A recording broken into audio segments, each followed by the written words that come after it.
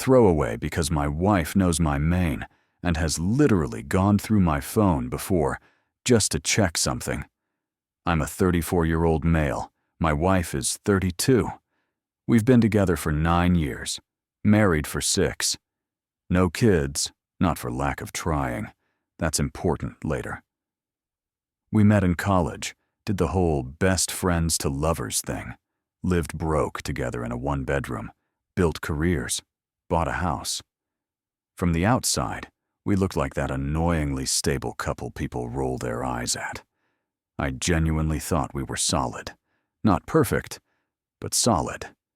She's always had a bit of a sharp mouth, the kind of person who can make a joke that feels like a slap in the face if you think about it for too long. I used to call it her spicy personality and laugh it off. She called it brutal honesty. Now I'm realizing it might just have been cruelty, wrapped in sarcasm. Anyway, up until about 8 to 9 months ago, things were normal. We had our routines: work, dinner, Netflix, weekend errands, sex a couple times a week. We texted during the day, sent each other dumb memes. We had inside jokes. We had Sunday pancakes. I thought we were happy. Then things started changing, slowly, in ways that are easy to explain away when you're still trying to trust your partner. First, the phone hoard stuff. She used to leave her phone everywhere. Kitchen counter, bathroom, tossed onto the couch. Suddenly, it became a permanent extension of her hand. If it buzzed, she'd snatch it up like it was about to self-destruct. She started keeping it face down, and the notifications stopped popping up on the lock screen. I noticed, of course, and when I gently asked, she rolled her eyes and said something like, "Wow, paranoid much? I just turned off previews because my team keeps sending work crap, and I don't want to think about work 24/7. Reasonable, right? Except then she added, "Also, it's pathetic you even noticed that. Do you just stare at my phone all day?" That stung. I remember feeling stupid for even asking. Then came the forhito, girls' nights, and late work. She works in marketing, so late campaigns, launches, events, those things happen, I get that. At first it was 1 late night here and there. Then it became twice a week, then sometimes 3. The girls' nights with her co-workers started, apparently some after-work wine bar thing. Whenever I asked who she was with, she gave vague answers. "Just the girls from work, babe. You wouldn't know them. Why do you care so much? Do you want names and social security numbers too?" Again, said with that sharp little laugh, like I was being ridiculous. Around the same time she got angrier. At everything. At me, at the cat, at the dishwasher, at the weather. If I forgot to put a mug in the dishwasher, it was, "You're seriously useless sometimes. How hard is it to rinse a cup?" If I asked if she'd be home for dinner, so I knew whether to cook, it was, "God, stop micromanaging me. It's like being interrogated every time I leave the house." We went from talking about our days to her snapping at me for even asking how work went. Intimacy tanked. We went from 2 to 3 times a week to once a week, then once every 2 weeks, then I'm tired, I have a headache, I feel bloated, I'm stressed. Totally valid reasons individually, but together, over months, it started to feel like a pattern. When I tried to talk about it, tried to say, "Hey, I feel like we're drifting," she exploded. "You're obsessed with sex. That's literally all you ever care about. Maybe if you were more interesting outside the bedroom, I'd actually feel like being near you." That one hurt so much I actually apologized to her. I apologized for wanting my wife to want me. Looking back, I see all these neon red flags, but at the time I just thought, she's stressed. Work is crazy. Maybe she's depressed. Maybe I am being clingy. I started trying harder, cleaning more, planning dates, cooking her favorite meals, buying her small gifts. She'd barely react. At best, I got a distracted thanks. At worst, I got, We don't really have the money for you to be doing stupid impulse buys right now, but sure, thanks for the flowers, I guess. Meanwhile, she was buying new clothes I'd never seen before, getting her nails done way more often, and going to the gym religiously.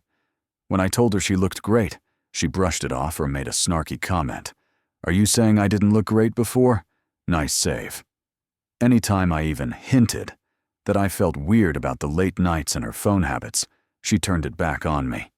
I was controlling. I was insecure. I was turning into my father. She knows I have a complicated relationship with him, so that one was a low blow. I started to believe her. I started to think maybe I was the problem, that I was boring, that she was just outgrowing me. But then the pumambo, sudden events, started stacking up in ways I couldn't just rationalize. A random Uber charge. At 1:40 a.m. on our shared card on a Tuesday, when she told me she'd crashed at her coworker's place after drinks because it was closer to the bar, except the Uber ride was across town, nowhere near that coworker's neighborhood. A VORM. Hotel rewards email. She got for a chain we've never stayed at together. About receipt in the trash, for dinner for two at a nice restaurant, from a night she swore she was at a happy hour at the office. Every time I asked about any of these things, she had answers. Fast ones. Too fast. Uber charge? Oh, my coworker's boyfriend drove us, and I paid for the ride home because he didn't have the app. Why are you checking every single charge? That's creepy. Hotel rewards? Our company booked a conference room for a client thing on my email. I told you we're doing more in-person stuff now. You never listen. Dinner receipt? We went out after the happy hour. It was a group thing. Sorry I didn't give you a detailed PowerPoint presentation of my evening. Every explanation came with an insult, a dig, something to make me feel small for even noticing. And still, I tried to believe her. Then there was the night that finally cracked everything open. It was a Thursday. She texted me around 5 p.m.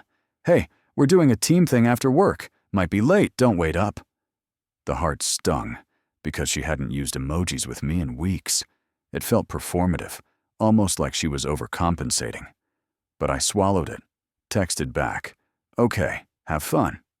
Be safe. By 11 p.m., she still wasn't home. I texted again. No answer. I called. Straight to voicemail. I told myself her battery died, or she was in an Uber, or her ringer was off. At 12:30 a.m., I heard her key in the door. She came in smelling like perfume that wasn't hers, and a faint trace of cologne. Hair a mess, lipstick mostly gone, laughing to herself as she typed something furiously on her phone before shoving it into her bag. Wow, she said, when she saw me on the couch. Creepy much? Just sitting in the dark? I asked her if she had fun. She said yes. Work people, long night, blah blah. I asked who drove her. She said, why do you care? Do you need my GPS coordinates too? Something in me snapped a little right then. I didn't yell, I didn't accuse, but I felt a cold sort of calm I hadn't felt before. Because while she was standing there, throwing her bag down and snapping at me, my eyes landed on something I wasn't supposed to see. Her phone, in the side pocket of her purse, lit up. One line. One notification. From a name I didn't recognize. Can't stop thinking about you. Call me when you lose him. And that Reddit was the exact second I realized I wasn't paranoid. I was being played. When I tell you my stomach dropped, I mean it felt like someone reached inside my chest and squeezed. Can't stop thinking about you. Call me when you lose him. I stared at that notification, then at her. She was kicking off her heels, complaining about her feet, absolutely unaware that her little secret admirer had just torpedoed her whole cover story onto the lock screen.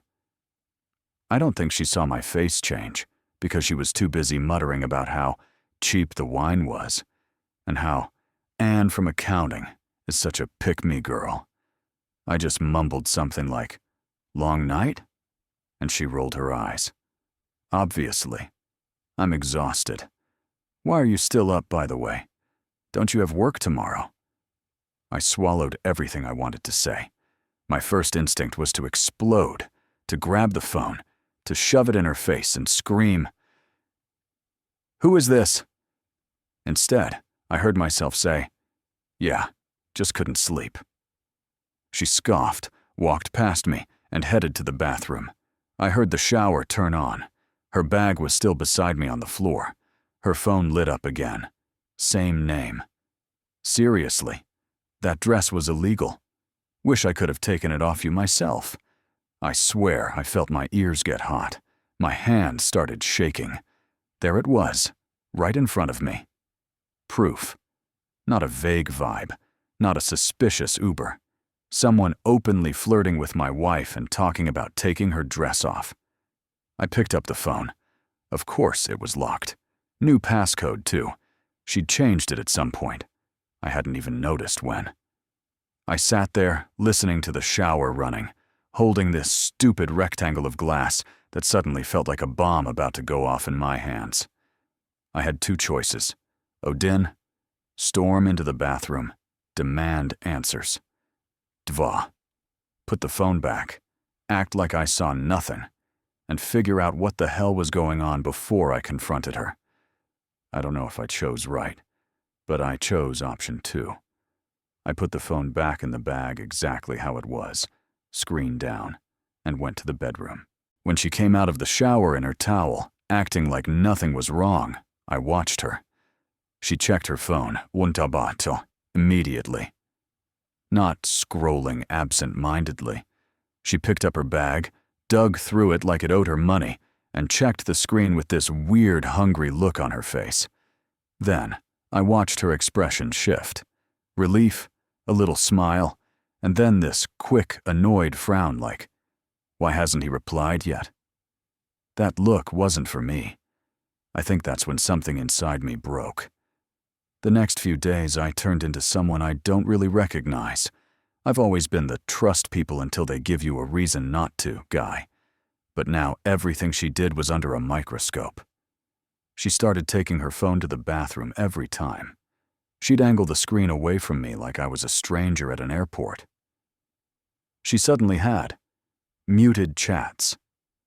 She forgot to mention when a random buzz would come through. I tested the waters one night, casually. "Hey, who were you texting so late the other night, after you got back?" She didn't even flinch. "Just the girls. We were talking about this girl from HR who got drunk and almost fell off a bar stool." "Why?" "It was pretty late," I said. She rolled her eyes. "Jesus, are you on this again? Do you want me to wear a body cam? You're being weird." No hesitation, just straight gaslighting. No pause to remember what lie she told last time. It came out smooth, rehearsed, like she'd been expecting the question. That was when I realized this wasn't a one-time thing. She'd gotten good at lying. The sudden event that really blew things open wasn't something I did. It was pure dumb luck. We have an old iPad that we mostly used for Netflix and recipes. It was hers originally, then kind of just became household tech. I hadn't touched it in a while because my laptop does everything I need. One evening, she rushed out for yet another team-building drink thing. Funny how her office is either drowning in stress or partying every other night. And I went to make dinner. My phone battery was low, so I grabbed the iPad to put on some music in the kitchen. When I turned it on, it did that little sync spinny thing. And then, her messages started appearing. I don't know if she forgot the iPad was still connected to her iCloud, or thought I'd never use it again, or if she just got sloppy. But right there, in front of me, her message app lit up like a Christmas tree. There were normal chats with friends and co-workers. And then, there was Bossum. Let's call him Mark, not his real name. The same name from that late-night notification. At first, I thought, okay, maybe it's just flirty coworker stuff. Maybe I'm overreacting. Yes, I was still trying to gaslight myself at this point. So I tapped the chat. and my entire reality rearranged itself. It wasn't just flirting. There were weeks of messages. I miss you. Last night was insane. You're still on my skin. He bought your stupid lie about the girls' night. You're ruthless. I scrolled and scrolled, my dinner completely forgotten, the pan starting to smoke on the stove. At one point, she wrote, "He keeps asking where I am like a lost puppy. I almost feel bad. Almost. Almost. Another one? We're trying for kids, you know. If I get pregnant, there's a decent chance it'll be yours," he replied. "Guess we'll just have a little secret then." I had to sit down.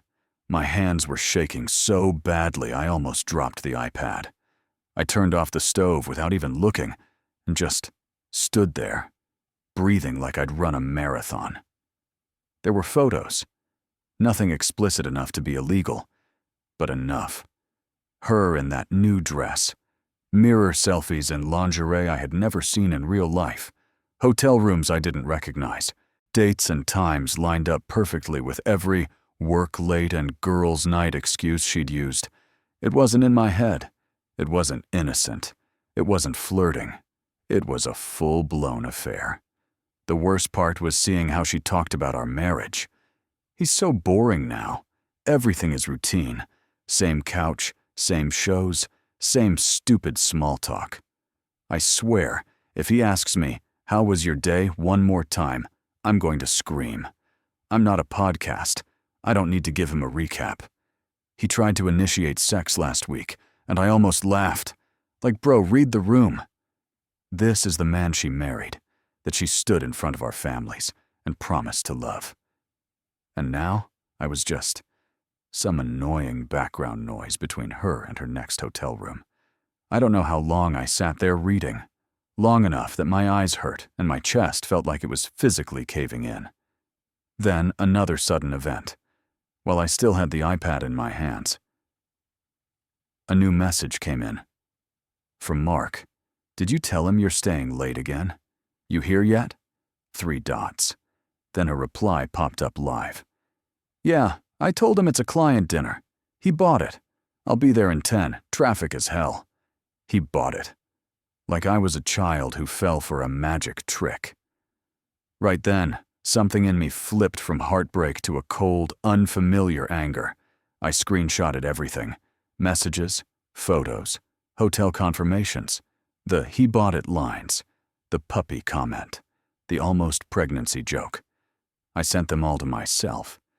Then I put the iPad down, turned off the kitchen light, and sat alone in the dark living room staring at the wall, waiting for her to come home from her client dinner. She had no idea that this time I wasn't going to just ask timid questions she could swat away with sarcasm. This time I wasn't guessing. I knew.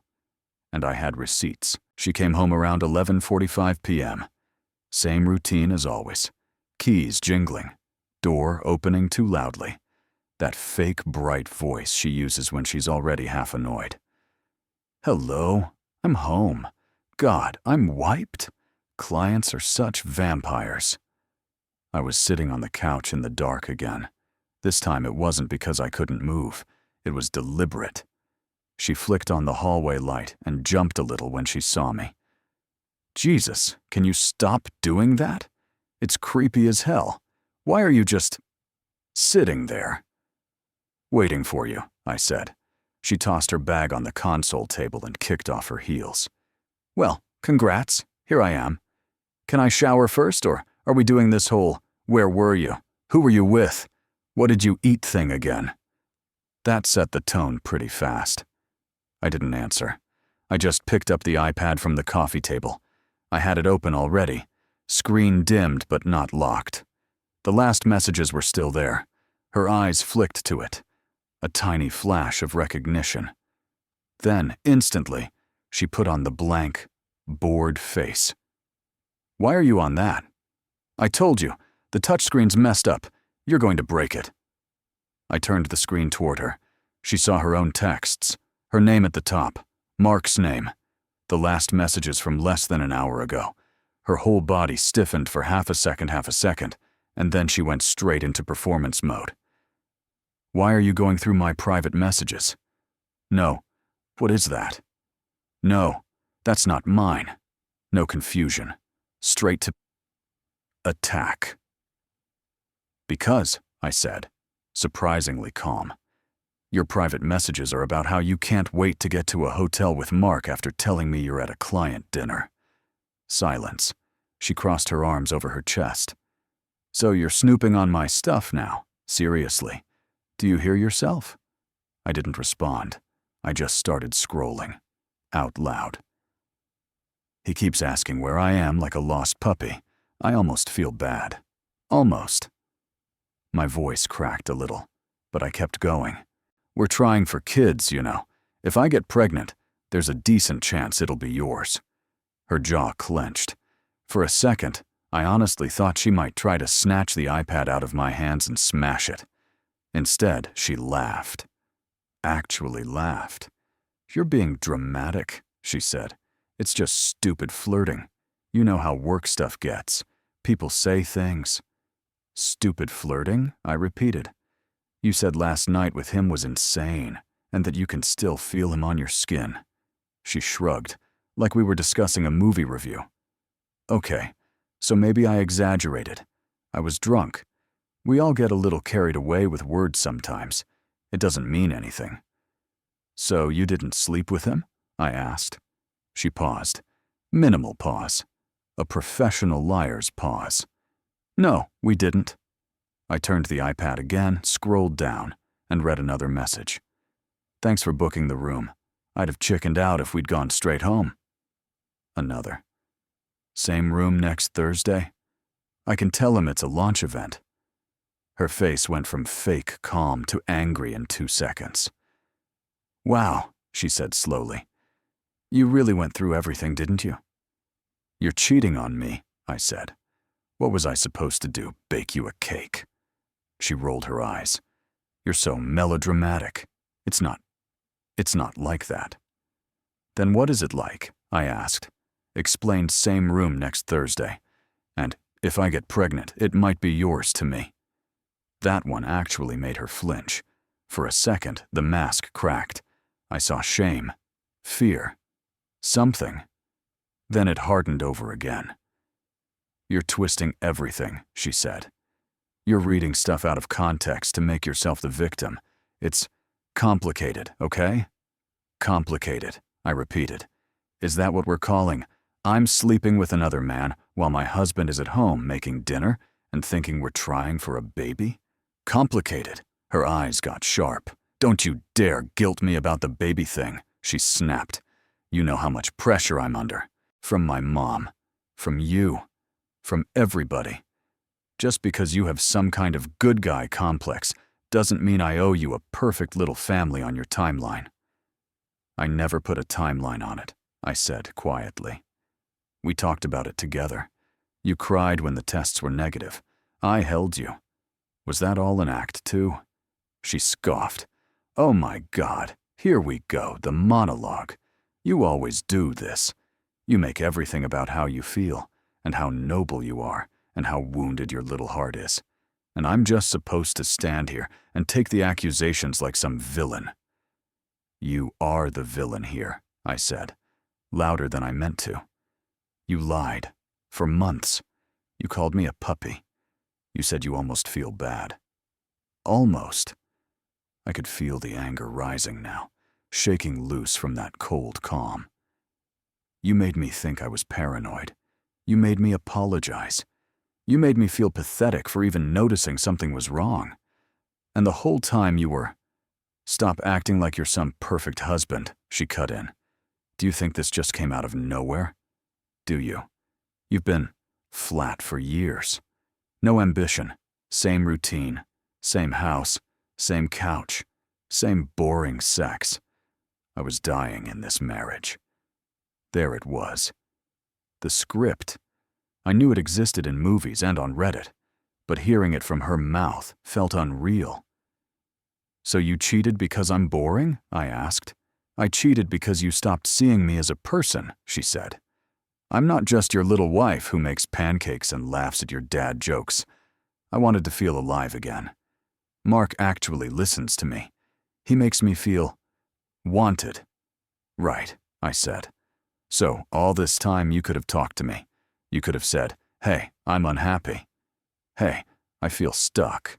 Instead, you chose hotel rooms and lying and laughing about me behind my back. She rolled her eyes again. We have talked, she said. I've told you 1,000,000 times I hate the routine, that we need excitement. You just shrug and say, we can watch a new show, or we can try a new restaurant. You never really hear me. So your solution, I said slowly, to not feeling heard, was to sneak around and let someone else unzip your dress. The nastiest thing came out of her then. At least, he actually knows what to do when he gets me undressed. I felt that like a punch to the throat. There was a beat of silence, thick and heavy. Wow, I said. Okay. She must have seen something in my face then, because she immediately shifted gears. Tears. Right on cue. I'm sorry, she said, voice breaking, a little too perfectly. I shouldn't have said that. I'm just scared and tired. And you ambushed me with this. You don't understand what I've been going through. There is no version of this where you're the victim, I said. You understand that, right? She sniffed. You don't realize how checked out you've been, she insisted. Always on your computer, always tired, always saying, maybe next weekend when I suggest something fun. I felt alone. Mark just showed up at the right time. And it got out of hand. That's all. So you admit it, I said. You slept with him. She stared at me, then sighed like I was forcing her into something unreasonable. We hooked up a few times. That's it. It's not some big, epic thing you're turning it into. A few times, I repeated. You mean the first time you had to stay late for a campaign, the conference out of town, the girls' night, where you booked the same hotel room twice in 1 week, and tonight's client dinner? Those few times? Her eyes widened for a split second. She hadn't realized how much I'd seen. You're stalking me now? She snapped. Going through my emails too. My God. Stop making this about my reaction to your affair, I said. You cheated. You lied. For months. You humiliated me. That's the point. She threw her hands up. What do you want from me? An apology? She said. Fine. I'm sorry. I messed up. Happy now? I actually laughed at that. A sharp, ugly sound. I messed up, I said. You forgot to buy milk. That's I messed up. You don't accidentally fall into a hotel bed with someone multiple times. Another sudden event happened right then. Her phone buzzed. The sound was painfully loud in that quiet room. She glanced at it, then at me. Her face went pale. I didn't break eye contact. Go ahead, I said. Check it. She hesitated, then grabbed the phone and turned it slightly away from me. I stood up. Read it out loud, I said. You're not my dad, she shot back. Read it out loud. For a second, I thought she'd double down, but then she snapped. Fine. It's just Mark asking if I got home, okay? He's worried. Because unlike you, he actually gives a I yanked the phone gently but firmly from her hand. She tried to grab it back, but I held it out of reach. I looked at the screen. Mark, you home? How bad was it? Want me to book the room again tomorrow if he's being an ass? We'll figure it out. I showed it to her without a word. She didn't even try to deny it this time. He's just being supportive, she muttered weakly. Supportive, I repeated. Of your affair, of your lies, of your plan to… What, exactly? Keep both of us? Rotate hotel nights and pancake Sundays for as long as you can get away with it? She didn't answer. In that silence, something clicked for me. I wasn't going to talk my way into the truth. I already had it. The question wasn't what she'd done anymore. It was what the hell I was going to do now that I knew. After that last message from Mark, the room felt wrong. Like I was standing in a house I'd lived in for years, and suddenly realized the foundations were rotten. She was pacing now, hair damp, makeup smudged, still in her client dinner dress. She looked like a stranger wearing my wife's face. "So what now?" she snapped finally. "You just going to stand there and judge me? You want to scream? Throw something? Just get it over with." I realized she'd already fast-forwarded past the part where she takes responsibility and landed on the part where I'm the problem for reacting. "I'm not going to scream," I said. "I don't even have the energy. I just need you to understand something." She crossed her arms. "This should be good. You broke something I don't think you can fix," I said. "Not just trust. Not just the marriage. You broke me a little bit." She made this annoyed noise. "Oh my God, can you not be so dramatic about everything? People cheat. It happens. Couples work through it all the time. You're acting like I murdered your family." "You murdered our life," I said quietly. "That's what this feels like." And that's when it really hit me. The grief. Up until that moment, I'd been angry, shocked, numb. But standing there in our living room, looking at this person I thought I knew, I suddenly felt this huge tidal wave of loss. I wasn't just losing her, I was losing the version of me who believed her. The Sunday pancakes. The "text me when you get there, love you." The stupid in-jokes about the neighbors. The mental image of us pushing a stroller one day. The trust that when she said, "I'm tired," it wasn't because she'd already given her energy to someone else. I sat down hard on the couch. My legs actually felt weak. She watched me like I was putting on a show. "So what?" she said. "You're just going to sit there and cry now."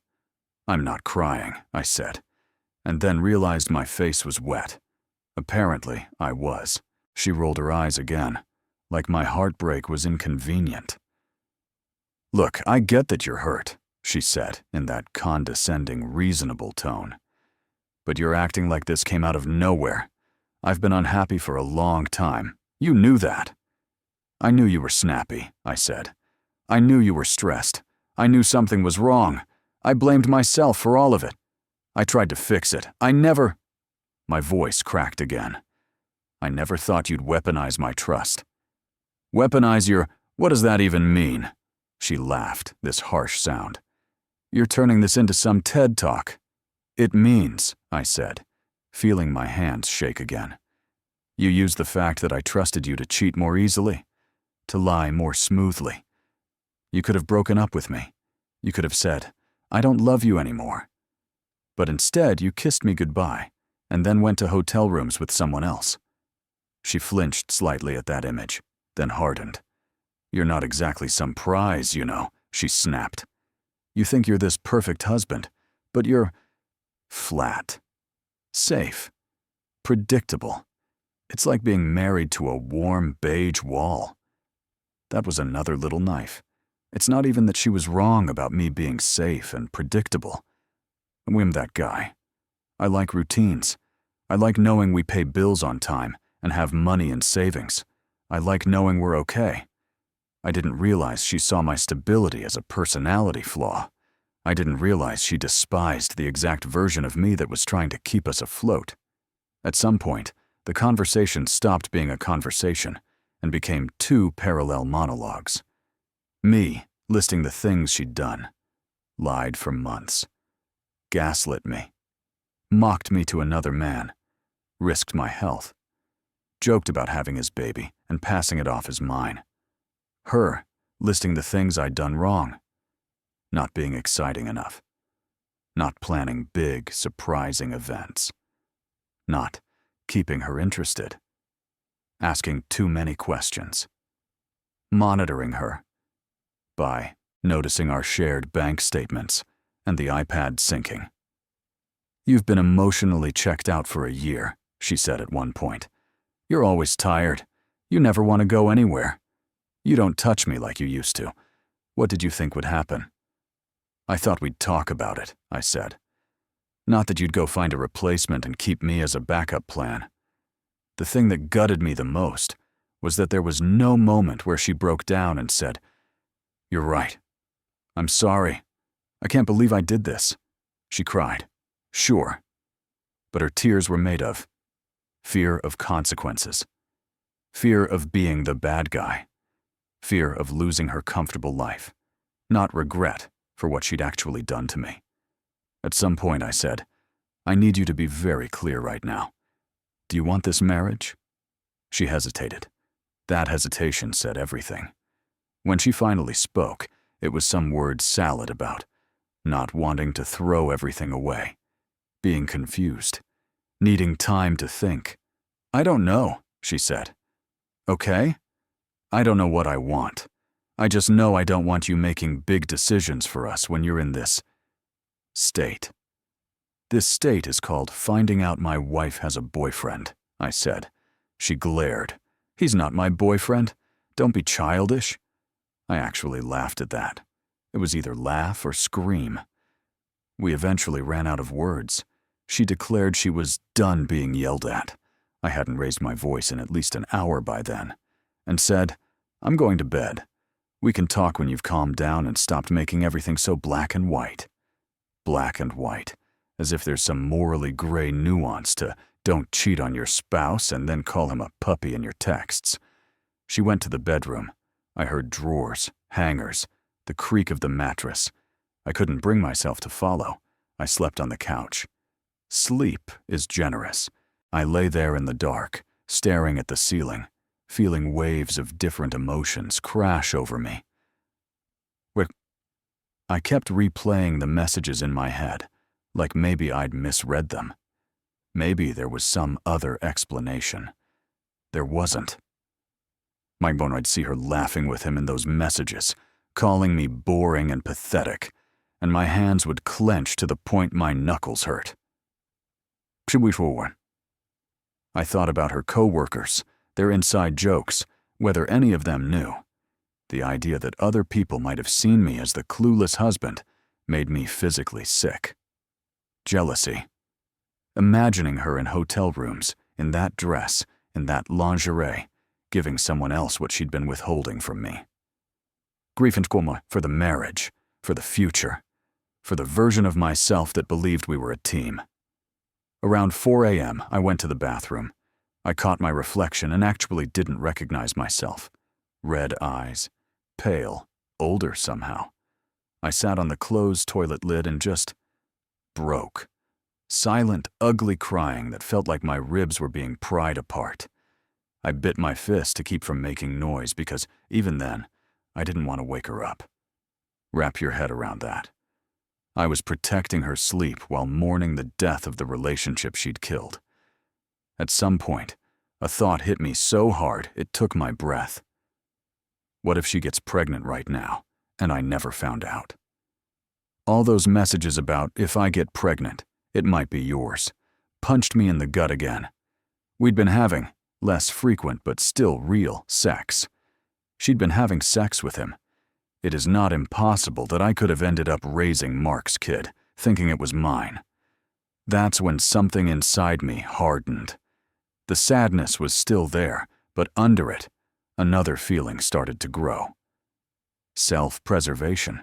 I realized that if I stayed like this, confused, clinging, asking her to choose me, I'd lose myself completely. I realized she might still be lying. She might still be messaging him from our bed right now. She might be waiting to see which of us gives her a better deal. And I finally had a very clear, very painful thought. I can't trust this woman with my future anymore. By the time the sun started to lighten the curtains, I'd made 2 decisions. First, I was going to get an STD test. No discussion. No, do you mind?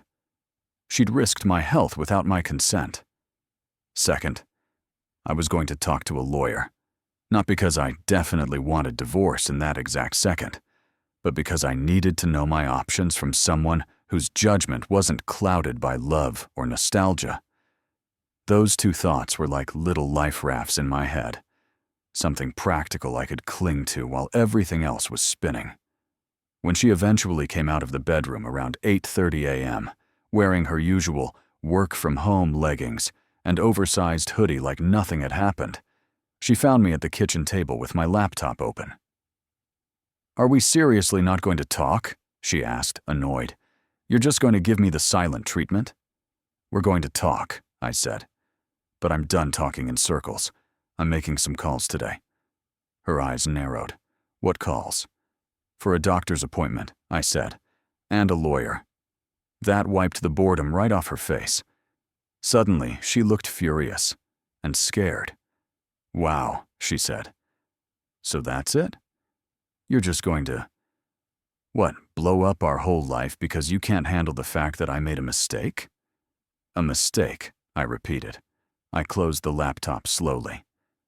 "No," I said. "I'm going to protect myself because you made a series of choices, and I'm not going to let you keep making them with my life attached." For the first time since this started, I felt something tiny but solid inside me. Not hope, not peace, but a sense that I wasn't completely powerless. I was still devastated. I was still in love with the person I thought she was, but I was starting to understand that loving that version of her didn't mean I had to keep sacrificing myself for the one standing in my kitchen now. She did not like the word lawyer. The second it left my mouth, she went from vaguely annoyed to laser-focused pissed. "You're overreacting," she said, voice rising. "You're seriously going to talk to a lawyer? About what? Because I had a stupid fling?" I stood up from the table. "Because," I said, "I don't trust you. And I'm not making any more big decisions based only on what you tell me. That time is over." "So that's it?" she scoffed. 9 years together and you're just lawyering up? How about we try talking like adults instead of running to some stranger to tell you what to do?" "We did talk," I said, "all last night. And what I heard is, you're confused. You don't know what you want. You think I'm boring, and you're still in contact with the guy you cheated with. That's not a foundation I can stand on." She smacked her hand on the counter. "I said I was sorry." "No," I said. "You said, 'I messed up. Happy now?' That's not the same." She glared at me, breathing hard. "I cannot believe you'd throw our whole life away instead of trying to fix this," she said. "You're such a coward." That word stung, coward. But it also kind of snapped something into focus. If walking away from being lied to and disrespected is cowardice, then fine. I'd rather be a coward with self-respect than the brave idiot who keeps his head down while his wife lives a double life. I made the doctor's appointment first. Explaining it to the receptionist was humiliating in a way I didn't expect. Yeah, I'd like to schedule an STD screening. My partner was unfaithful." Saying the words out loud made my throat tight. The woman on the phone was professional and kind, but I still felt like everyone in earshot could hear and was silently judging. Can't even keep his wife faithful. Stupid thought, but it was there. They actually had a cancellation and squeezed me in the next day. Sudden event number whatever. The universe cooperating for once. When I told my wife I'd booked the test, she rolled her eyes so hard I thought they'd disappear into her skull. "Seriously? That's so dramatic," she said. "I'm not diseased. He's not some random guy from a bar." "You don't get a say in this," I said. "You made choices with my body I didn't consent to. I'm going to make the safest choice I can now." She snorted. "God, you really like playing the martyr, don't you?"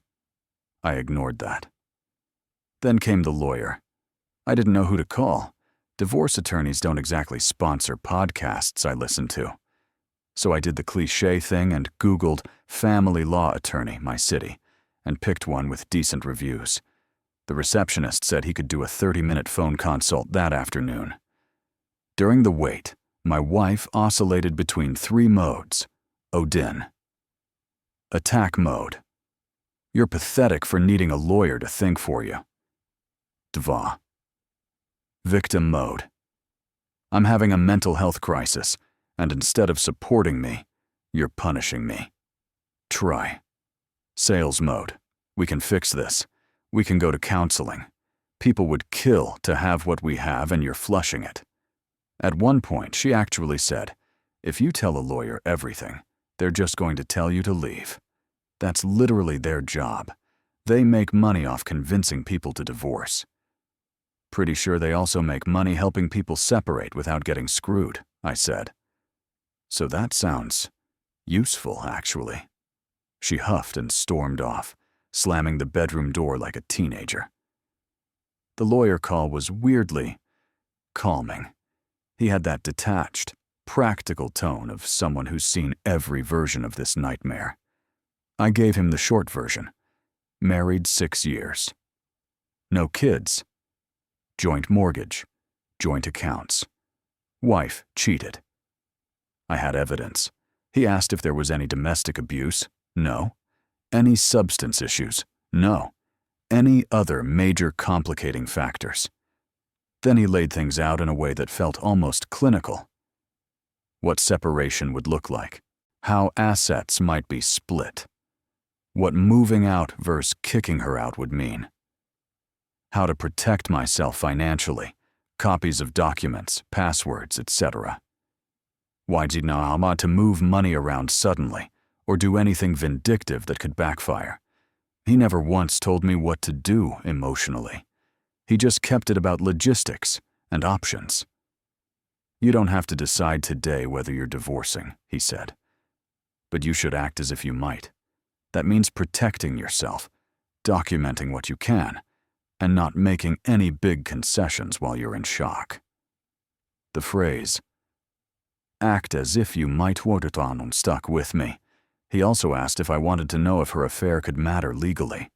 Where I live, cheating doesn't magically give you everything in a divorce, but proof of infidelity can matter in some negotiations, especially if marital funds were used for hotel rooms, trips, gifts. Spoiler, they were. By the end of the call, I wasn't less heartbroken, but I felt less helpless, like there was at least a map for this hellscape. My wife, of course, wanted to know what the lawyer said the second I hung up. So, she asked, arms crossed, did Daddy Lawyer give you a permission slip to blow up our life? He gave me information, I said. That's all. Great, she snapped. Now you can spreadsheet your way through destroying everything. Stop pretending I'm the one destroying this, I said, and my voice came out sharper than I intended. You detonated the marriage when you brought someone else into it. I'm just dealing with the fallout. She rolled her eyes. God, you're so dramatic. You sound like you're auditioning for some sad man monologue. Then, without missing a beat, she shifted gears. Her posture softened. Her voice dropped. Look, she said, I know I messed up. I know I hurt you. But we have years together. A whole life. Inside jokes. Photos. Holidays. You really want to throw that away because I felt lonely and did something stupid? There it was. The bargaining. I didn't throw anything away, I said. You set it on fire, and now you're mad I won't pretend it's just a candle. We can go to counseling, she said quickly. My friend's husband watched porn like 8 hours a day and messaged girls online, and they went to therapy, and now they're fine. We can go. We can work on trust. You want therapy, I said, because you got caught, not because you're sorry. That's not fair, she said, eyes watering again. You've already decided I'm some monster. What's the point of me apologizing if you're just going to twist it? I looked at her for a long second. Do you still plan on seeing him? I asked. She froze. That's a complicated question, she said slowly. No, I said. It's actually a very simple one. Are you willing to cut off all contact with him today, forever, block him on everything, and show me it's done? Yes or no? She looked away. I don't like ultimatums, she muttered. Cool, I said. I don't like being a backup option while you figure out whether your affair partner or your husband is a better lifestyle choice. Her head snapped back to me. That's not what this is. It's exactly what this is, I said. You want time. You want space. You want me to stay put while you sit on a fence and decide whose life you want to ruin less. I'm not doing that. Another sudden event. Her mask slipped fully off for a second. I can't just drop him, she blurted. We have a connection. He was there for me when you weren't.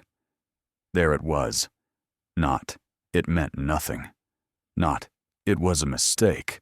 Not, I don't even like him. A connection.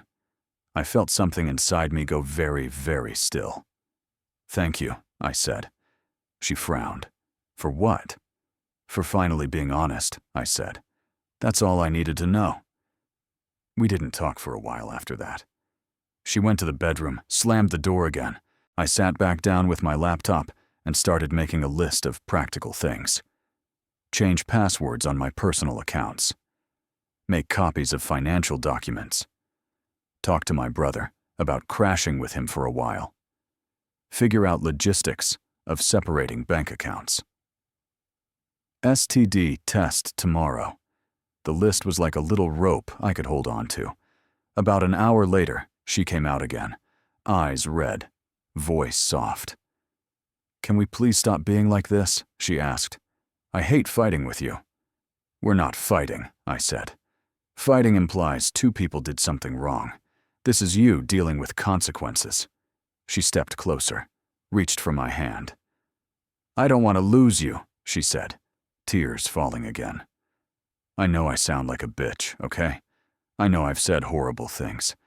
But I do love you. I got lost. I wanted to feel wanted. And he showed up, and it was like, I don't know. I felt alive for the first time in years. Do you feel alive right now? I asked. She swallowed. No, she whispered. I feel like I'm about to throw up. Welcome to my world, I said. She flinched, then rushed into the next pitch. What if? We tried something different, she said. Like an open relationship. People do that. We could set rules. Be honest from now on. You could even... I actually held up my hand. Stop, I said. Just stop. What? She asked, defensive again. I'm trying to find a compromise. I am not going to open the marriage you already blew holes in, I said. I wanted you. Not a roster, not a hall pass. You don't get to cheat, then pitch Polly as a way to keep your AP with less guilt. She flushed deep red, caught. You're twisting it, she muttered. I'm really not, I said. You're just not as subtle as you think. We stared at each other for a long time. Finally, I said, I'm going to stay at my brother's for a few days. Her eyes went wide. No, she said instantly. No, that's a huge overreaction. We can't just separate every time we have a big fight. This isn't a fight, I said. This is me not being able to sleep in the same bed with someone who thinks I can't drop my affair partner is a reasonable sentence. She grabbed my arm. If you leave, she said, voice shaking, people will know something's wrong. Our families, our friends. They will find out eventually anyway, I said, and frankly, they should. So you're going to go tell everyone I'm some cheating whore? She snapped. Is that the plan? Ruin my reputation so you can play the wounded hero? I'm going to tell the truth if people ask, I said. What you did is what ruined your reputation, not me describing it accurately. She stared at me like she'd never seen me before. I didn't think you had this in you, she said quietly. You've always been so passive. Yeah, I said. I didn't think I did either. Turns out getting humiliated has a way of waking you up. She tried one more angle. If you walk out that door, she said, I don't know if I'll be able to forgive you. I actually laughed, a short, disbelieving sound. You don't know if you'll be able to forgive me, I repeated, for not letting you keep both your husband and your boyfriend in rotation. That's what you're saying." She opened her mouth, closed it, then spun on her heel and went back to the bedroom, slamming the door so hard a picture frame rattled. Packing a bag hurt in ways I wasn't ready for. Grabbing my toothbrush, my chargers, a few shirts, my work laptop. It all felt like I was stealing my own life out from under myself. Every little thing had a ghost tether attached. The hoodie she used to steal. The cologne she bought me last Christmas. The socks she always made fun of. I left most of it. It felt wrong to take too much from the house that, at least on paper, still belonged to both of us. When I walked past the bedroom door with my duffel, she was sitting on the edge of the bed, staring at her phone. She didn't look up. "So that's it," she muttered. "You're just leaving." "For now," I said. "I need space to think without you spinning everything." "Don't expect me to be here when you come crawling back," she said. "You're the one choosing to run away instead of fixing this like an adult." I paused in the doorway. "I don't expect anything from you anymore," I said. "That's kind of the point." Then I walked out, my heart pounding, hands shaking, feeling like I was trying to breathe underwater. As the front door clicked shut behind me, I had this tiny, terrifying thought. This might be the last time I leave this house as your husband. And for the first few minutes in the car, I almost turned around. But then my phone buzzed, a notification from my email, the screenshots I'd sent myself from the iPad. Subject line: "Just in case you ever convince yourself, it wasn't that bad." It was like past me reached forward, grabbed present me by the shoulders, and said, "Don't minimize this. Don't let her do it, and don't you do it either." So I put the car in drive, wiped my eyes, and headed to my brother's place, toward a future I didn't ask for, and definitely didn't want, but one I was slowly realizing I might need. Driving to my brother's place felt like driving out of a movie set. Same streets, same gas station, same stupid billboard about personal injury lawyers. But everything looked slightly unreal, like I was watching someone else's life from the passenger seat.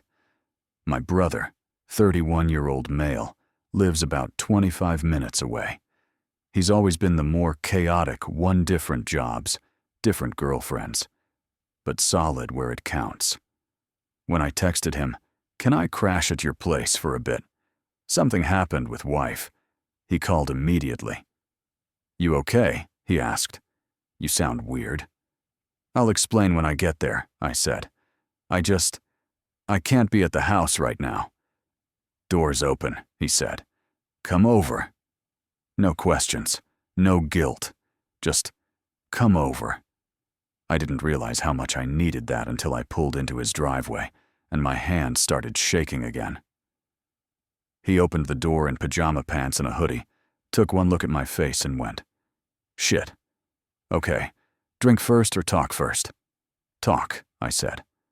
"Or I'll drink too much to talk." We sat at his tiny kitchen table. I told him everything. Like, everything. The late nights. The phone turned face down. The Uber charges. The iPad sync. The messages. The hotel rooms. The puppy comment. The pregnancy joke. The confrontation. The way she defended him. The open relationship compromise. The fact that she literally said she couldn't just drop her affair partner. I expected him to say something like, "Maybe it's not as bad as it sounds," because that's what I'd been telling myself for months. Instead, his face went from confused to furious in about 10 seconds. "Bro," he said, voice low, "that's not just cheating. That's systemic. That's a whole-ass side relationship." "I know," I said quietly. "I just needed someone else to say it." "And she called you a puppy," he added, eyes narrowing, "and joked about getting pregnant with someone else and passing the kid off as yours?" "Nah. Jail." I actually laughed, a short, broken little sound. We sat there in silence for a minute. Then he said the thing I didn't realize I needed to hear. This is not your fault. I started to say, yeah, but and he cut me off. No, he said. I'm sure you weren't perfect. Nobody is. Maybe you got comfortable. Maybe you missed some signs. But you didn't make her cheat. You didn't make her lie. That was her decision over and over again. Hearing that from someone who has seen me at my worst and still wasn't letting me take the blame for her behavior broke me open. I cried again, less panicked, more exhausted. I believed her, I said. Every time I asked a question and she made me feel crazy, I believed her. I thought I was the problem. That's what manipulators do, he said. They make you doubt your own brain so they can keep doing whatever they want. She's not just cheating on you, man. She's bullying you about discovering it. That word, bullying, hit hard. Because yeah, it wasn't just the affair. It was the way she'd sneered at my feelings, mocked me, acted like I was pathetic for noticing.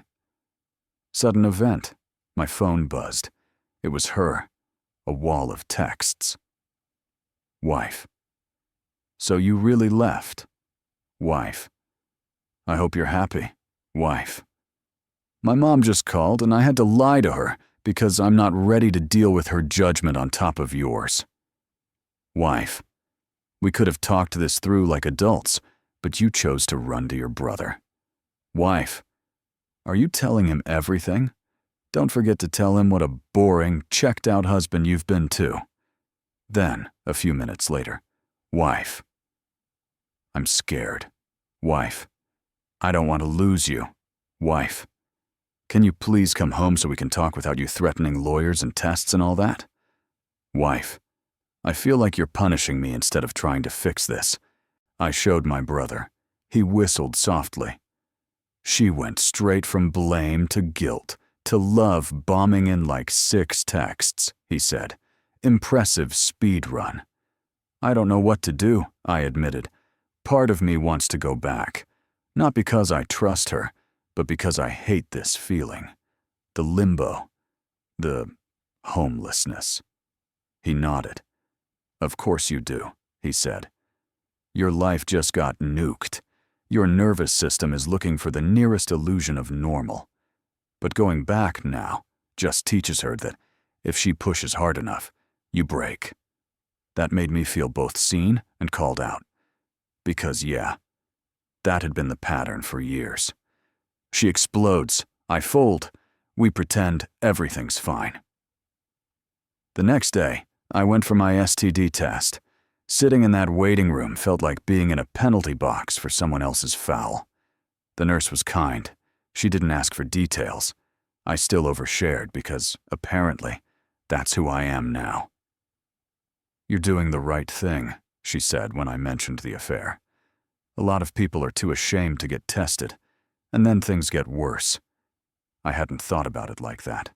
I left with bandages on my arm, a future appointment for results, and a weird sense of grim pride. Like, okay, I can at least handle my own health like an adult, even if my marriage is a circus. While I was sitting in my car afterwards, my phone buzzed again. New number. Unknown. Hey, it's Mark. We should talk. Yeah. He texted me. Apparently she'd told him I'd overreacted and left, and now he wanted to clear the air man to man. I stared at the message for a long time. My first instinct was to call him and scream, or send him screenshots of everything she'd said about him behind his back, too, because, yeah, there were a few not-so-flattering comments mixed in with the lust. Instead, I blocked the number. It felt anticlimactic, but also right. The lawyer's words echoed in my head. Don't do anything impulsive that can be used against you later. Texting her affair partner some long, unhinged rant? Yeah, that would be Exhibit A if things got ugly. So I put my phone down and just breathed. Living at my brother's for those few days was surreal. On one hand, we watched dumb action movies, ate takeout, played video games, He made terrible jokes to make me laugh. On the other hand, I'd randomly zone out and see her in that hotel bed. My chest would tighten when my phone buzzed. I'd wake up in the middle of the night thinking I was in my own house. She kept texting. A sample. I can't believe you're involving other people in this. You're making me out to be some monster. I miss you. I can't sleep without you here. Have you calmed down yet? We need rules if we're going to move forward. If we go to therapy, you have to be open to hearing how you hurt me too. That last one pissed my brother off. She's already scripting how therapy has to go, he said. Not, I'll do anything to fix this. But we can fix this as long as you accept your share of blame for my cheating. Am I being unfair if I don't want to hear about how I caused this? I asked. He shook his head. You're not wrong for wanting accountability first, he said. You can talk about your flaws and her unhappiness. Later, if this even survives, which for the record, I don't think it should. But right now, she hasn't even hit step 1. I choose you, and I cut him off. That was the sticking point in my head. She still hadn't cut him off. No grand gesture. No, look, I blocked him. No, I ended it. Just hand-wringing about how complicated it all was. I realized that even if I went back home and we did therapy and tried to patch things up, I'd always wonder, is she still texting him from a secret app? Is there another Mark I just don't know about yet? Is the version of her I think I'm reconciling with even real? The lawyer emailed me back with some follow-up info. He recommended opening my own bank account and diverting my paycheck there. Documenting any big financial moves she made from our joint account, especially if they matched dates of hotel stays, etc. Notifying him if she tried to clear accounts or take out loans using my info. It felt weirdly mercenary to think about money while my heart was a crater. But also, this is the unsexy side of betrayal nobody talks about. You don't just lose trust, you risk losing your savings, your house, your credit score, all because someone decided they were bored. Seeing it in those terms made the decision clearer in a way. She hadn't just gambled with my emotions, she'd gambled with everything. We built together. On day 3, she sent a different kind of message. Wife. I told my mom we're having marriage problems. She wants to talk to you. I didn't tell her about Mark. I figured that's our business. Our business. I stared at that for a long time, then replied, if your mom asks me, I'm going to tell her the truth.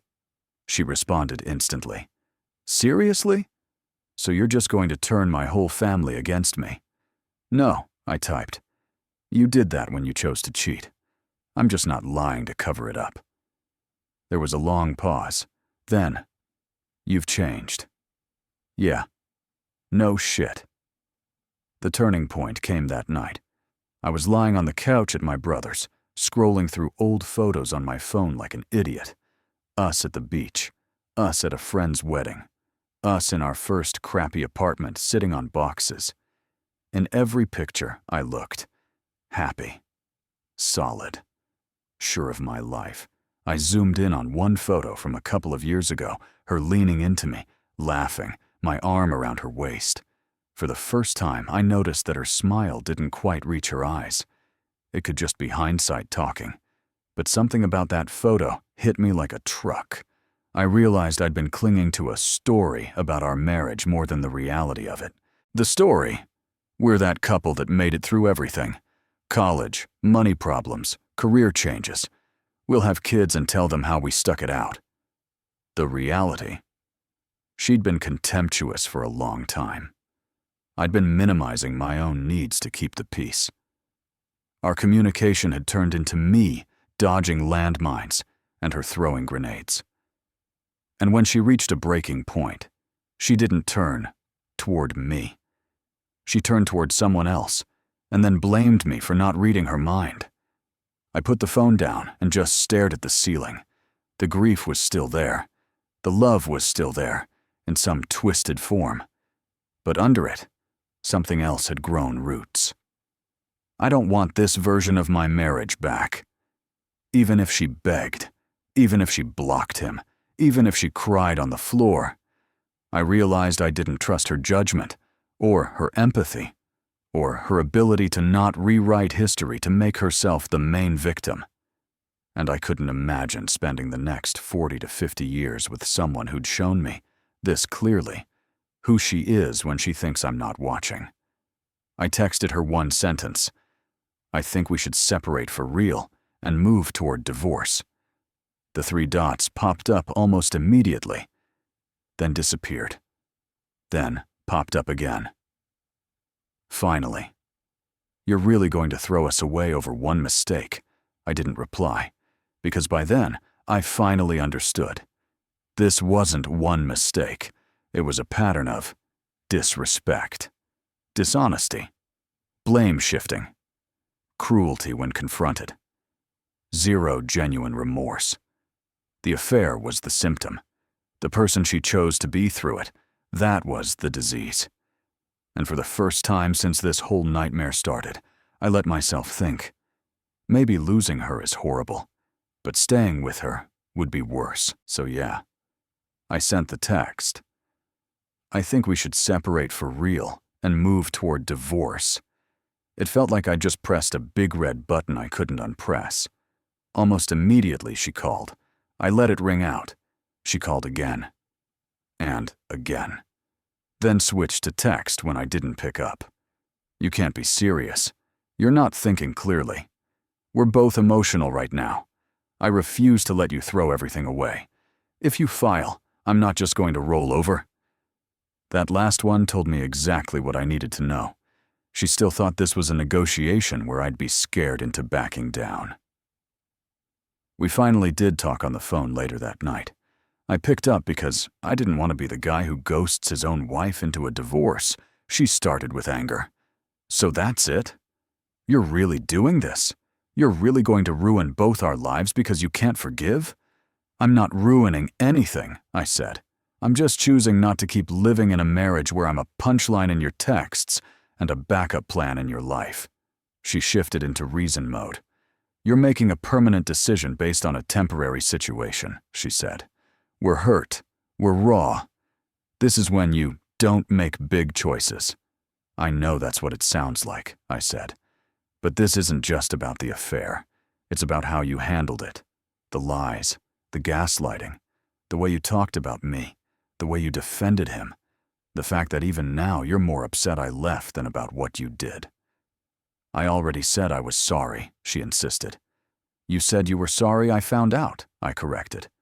There's a difference. Silence. Do you not love me anymore? She asked quietly. That one hurt. Love is not the issue, I said. I wish it was that simple. I still love the person I thought you were, but I don't trust you, and I don't respect the way you handled any of this. So that's it, she said. You just don't want to try? I tried for years, I said. I tried when you were snapping at me, when you pulled away, when you started staying out late. I tried when I blamed myself. I tried when I still believed your lies. I've been trying this whole time. You just didn't notice because it didn't require you to do anything. She started to cry again. Real tears this time, I think. I don't want a divorce, she said. I know I don't deserve another chance, but I'm asking for one anyway. If you were asking for a chance, I said, your first move would have been telling him it's over, showing me, and then begging. Instead, you said you can't just drop him. That told me everything. She didn't have an answer to that. We ended the call with her saying, if you go through with this, I hope you don't regret it when you're old and alone. And me saying, if I stayed, I'd regret wasting my life with someone who treated me like an inconvenience. Fast forward a bit. I talked to the lawyer again. I filed. Serving her the papers was rough. She texted me a picture of the envelope with, "Wow, cold. Then, my mom knows now. I hope you're happy. She hates you. I ended up talking to her mom anyway. Not because I wanted to, but because she called me directly. Is it true? She asked. You're divorcing my daughter? Yes, I said. I am. And is it true there's someone else? She added carefully. I took a deep breath. Yes, I said. She's been involved with another man for months. I found the messages, the hotel rooms, the works. Silence on the line. Then a long sigh. She told me you were overreacting because she made a mistake once, her mom said quietly. That it was a drunken thing. That you were blowing it out of proportion. I almost laughed. Yeah, I said. That's not what happened. To her credit, her mom didn't yell. She just sounded tired. I love my daughter, she said, but I raised her. I know she can be. Cruel when she wants to be. I'm sorry you went through this. Whatever happens, I hope you land on your feet. I hung up feeling oddly lighter, like I wasn't crazy, like someone else had finally seen the same person I was dealing with. STD results came back. All clear. I didn't realize how tense I'd been until the nurse said, "You're fine." And my shoulders dropped about 2 inches. That relief was weird too. Like, congrats. You don't have a permanent medical reminder of your wife's betrayal. Just all the emotional ones. But still, I'll take a win where I can get it. The divorce process hasn't been fun. Shocking, I know. There were arguments about the house, arguments about savings, emails where her lawyer claimed I was emotionally neglectful and controlling with finances. Attempts to downplay the affair as a brief lapse, even though the timestamps say otherwise. But having documentation helped. Screenshots, hotel receipts, the timeline. Every time she tried to rewrite history on paper, my lawyer calmly slid reality back onto the table. We ended up selling the house, splitting the equity, splitting the savings in a way that was mostly fair. Going our separate ways. No kids, no custody battles, no alimony either way. Just 2 people dividing up the life they were supposed to build together. Signing the final papers was anticlimactic. No dramatic music, no epiphany. Just me and a pen and a stranger in a suit saying, "Sign here and here and here." I walked out, sat in my car, and realized I'm officially not her husband anymore. And then I had 2 simultaneous thoughts. Odin. Holy shit, what did I just do? Dva. Holy shit, I'm free. Both were true. It's been a few months now. Here's where I'm at in case anyone cares about the after part instead of just the drama. I'm still sad sometimes. I still wake up from dreams where we're okay. I still see couples at the grocery store and feel a little punch of envy. I still wonder sometimes if she ever thinks I really messed up. But I'm also sleeping better. Not walking on eggshells in my own home. Not freaking out every time my partner's phone buzzes. I'm single for now, but you get the idea. Getting back into hobbies I dropped because they weren't her thing. Reconnecting with friends I'd drifted from while trying to manage her moods all the time. In therapy, working through why I ignored so many red flags for so long. I've had to confront some uncomfortable truths about myself. I confuse keeping the peace with being a good partner. I downplay my own needs until they disappear. I let people talk to me like crap because the alternative conflict scares me more. None of that made her cheating okay. But it does give me something to work on so I don't end up here again with someone else. As for her, we're no contact now, except through lawyers when necessary. Mutual friends say she's telling people it was a mutual decision, saying we grew apart, leaving out the part where she was booking hotel rooms with another guy while I was making her dinner. That used to make me furious. Now, I just don't care as much. The people who matter know the truth. I know the truth. And the truth is, I stayed faithful. I tried. I gave her chances to come clean, to choose me, to cut him off. She didn't. That's on her. If you're reading this because you're in a similar situation, here's what I wish someone had told me sooner. Odin. You are not crazy for noticing patterns. If your partner suddenly guards their phone like it's nuclear launch codes, starts working late way more, gets weirdly angry when you ask basic questions, those aren't cute quirks. Those are data points. Dva. Pay more attention to how they respond to your feelings than to their excuses. Cheaters will have a reason for everything. The Uber charge, the hotel email, the late nights. What matters more is, do they show empathy when you say, "This makes me uncomfortable"? Or do they roll their eyes, call you paranoid, make you feel stupid for even noticing? Try. Gaslighting is not just lying. It's lying plus making you feel crazy for suspecting the lie. She didn't just say, "No, I'm not cheating." She said, "You're pathetic for even thinking that." That's the part that still messes with my head more than the sex. Chitira. Get tested, no matter how clean they claim the affair partner is. It might feel embarrassing. Do it anyway. Your health is more important than their pride. Pyat. Talk to a lawyer early. You don't have to file immediately, but knowing your rights, your options, the financial implications will keep you from making fear-based decisions you regret later. Shest.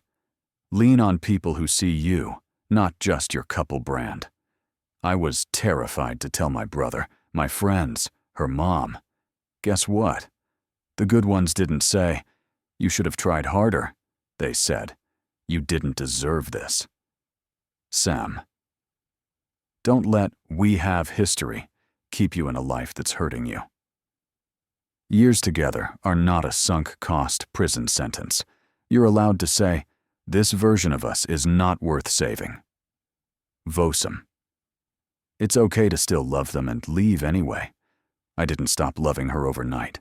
I just started loving myself enough to stop accepting so little in return. I don't know what my future looks like now. Maybe I'll be single for a long time.